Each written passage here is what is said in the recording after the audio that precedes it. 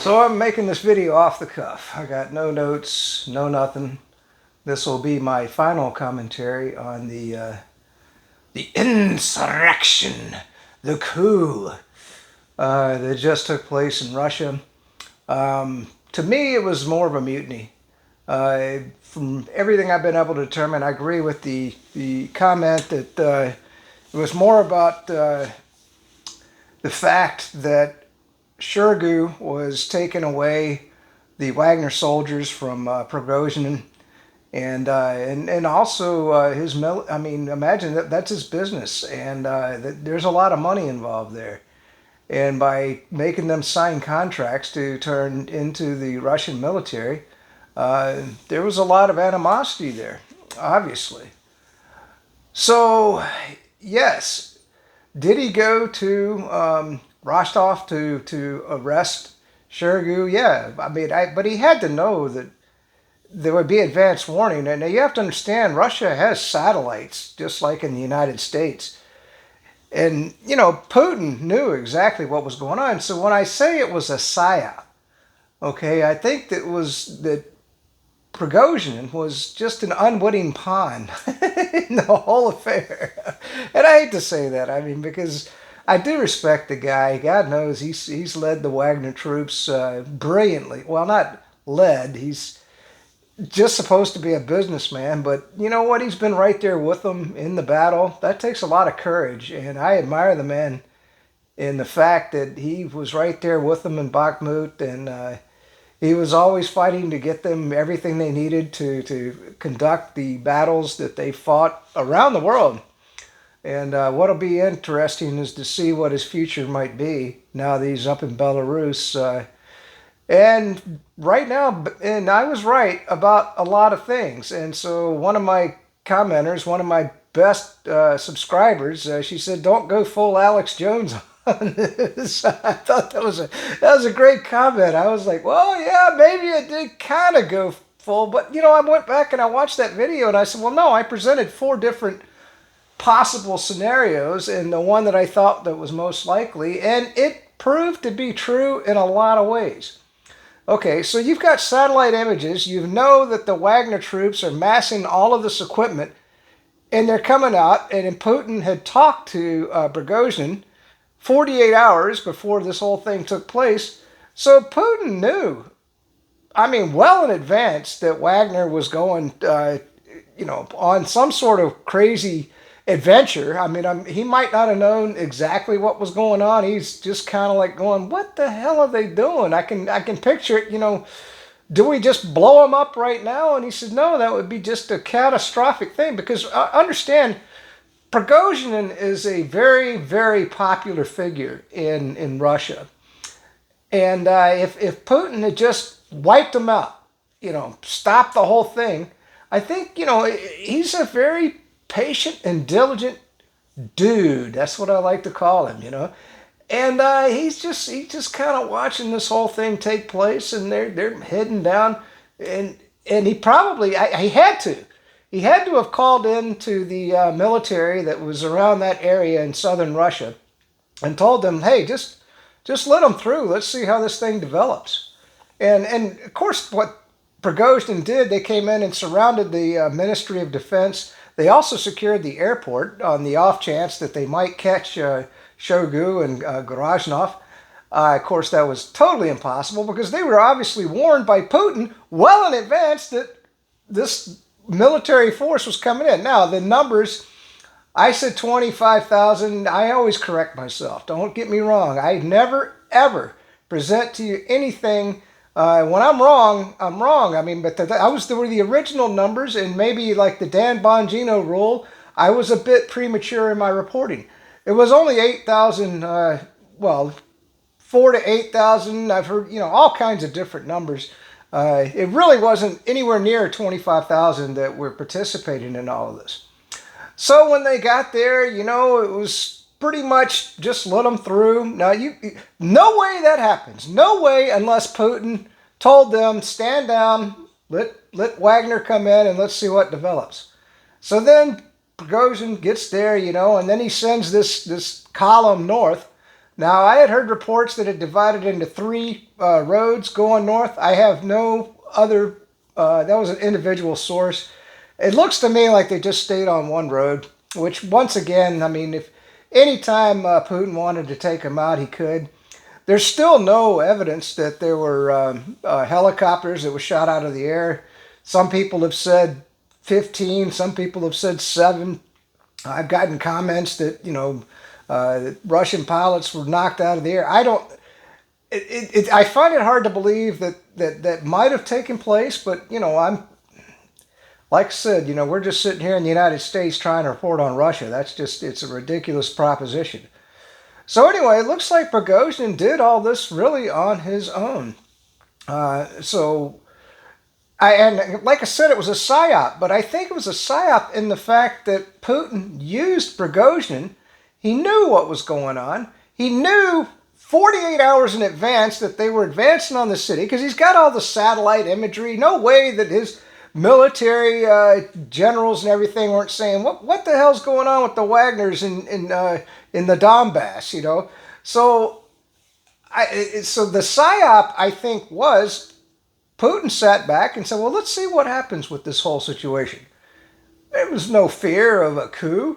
He knew that there was no way that anything was going to go on unless he was totally like Stalin. Stalin was a paranoid lunatic.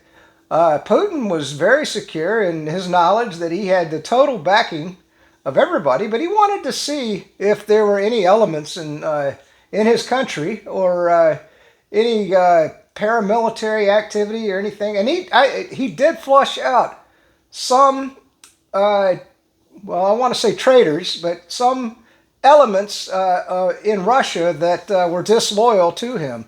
And I'm sure they will be dealt with accordingly.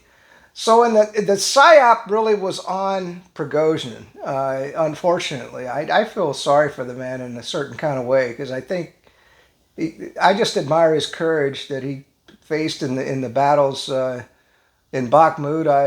That's tremendous stress constantly, and certainly his mind was well stressed out.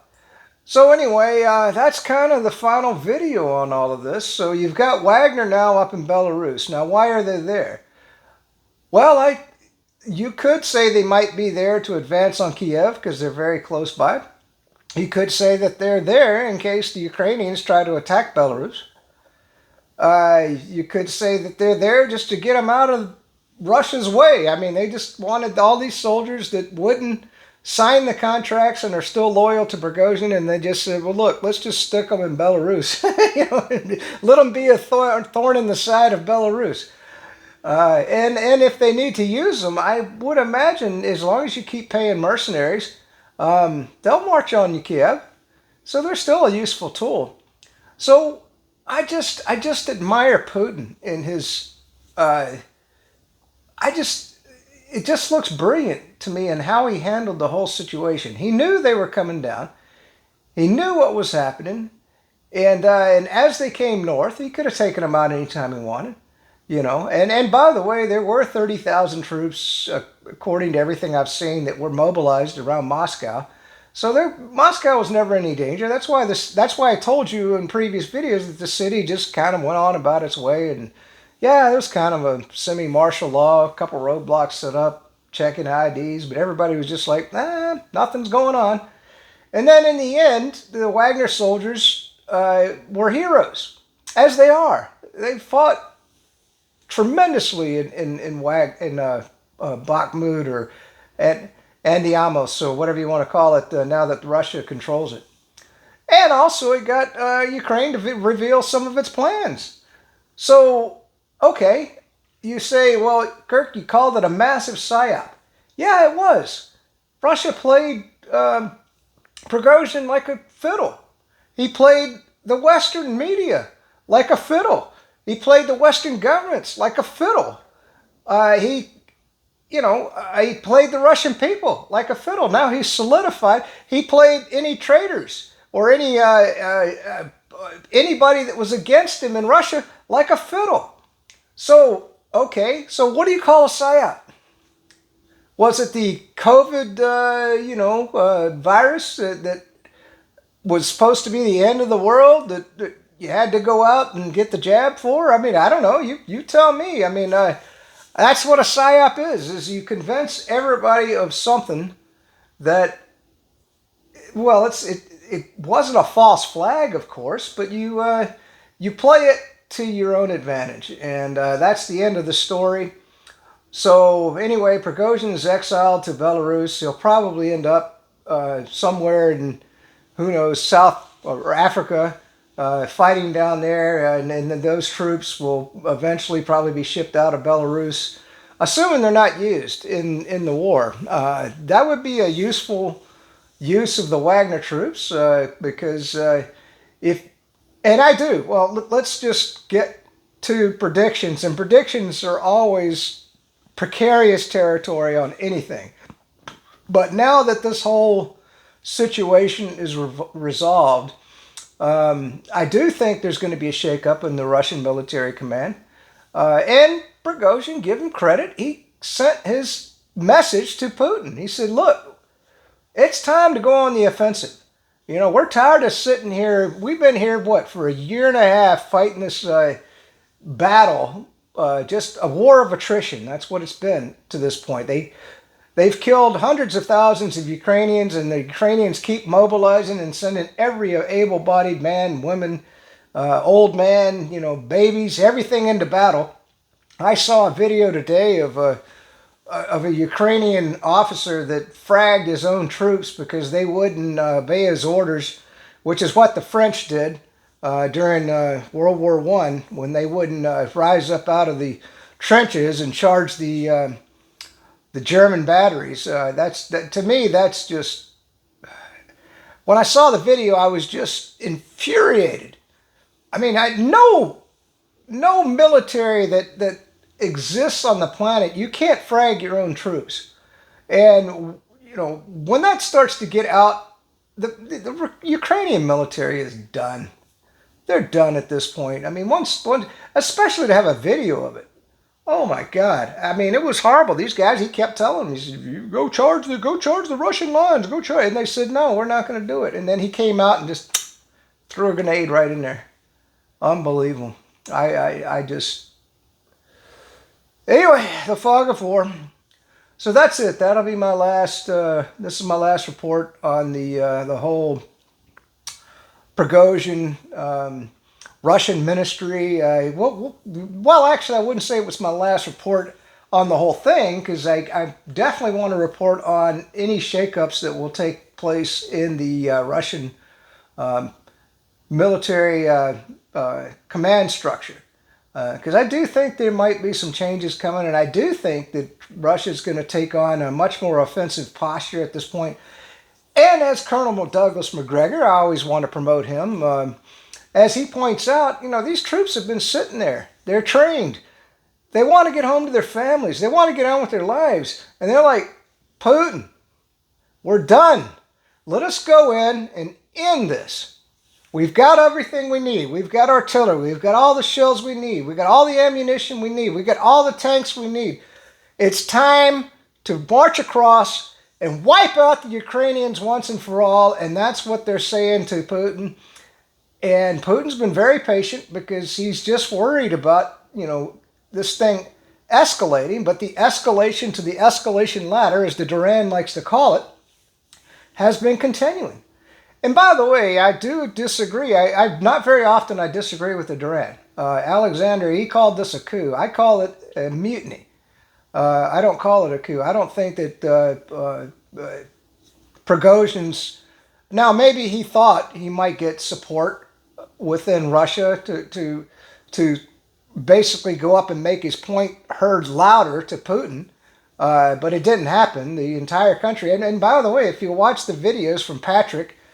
he's a reporter over in Russia, reports on Redacted. I'd encourage you to watch that channel. And he was showing, everybody's like hugging the Wagner soldiers, and they're saying, man, we're so happy. And, I mean, it was a huge win. A huge win for Russia. Oh my God, they're behind Wagner. And by the way, there still are Wagner soldiers in the Donbass. Now, I don't know if they're going to sign the contracts and become part of the Russian military, but they could remain a separate military force. Um, who knows? But anyway, that's the end of the story. And I appreciate the comment. Don't become Alex Jones. I was trying to do the best I could to report on a convoluted, crazy situation. And I was still right, okay, partially, if you want to look at it that way. It was a psyop, but Putin conducted the whole thing, and I think that Prigozhin was just a pawn in the whole darn scheme. And anyway, that's it. Peace out, stay free, and it's good to live in the free Republican state of Florida under the great leadership of Governor DeSanctimonious.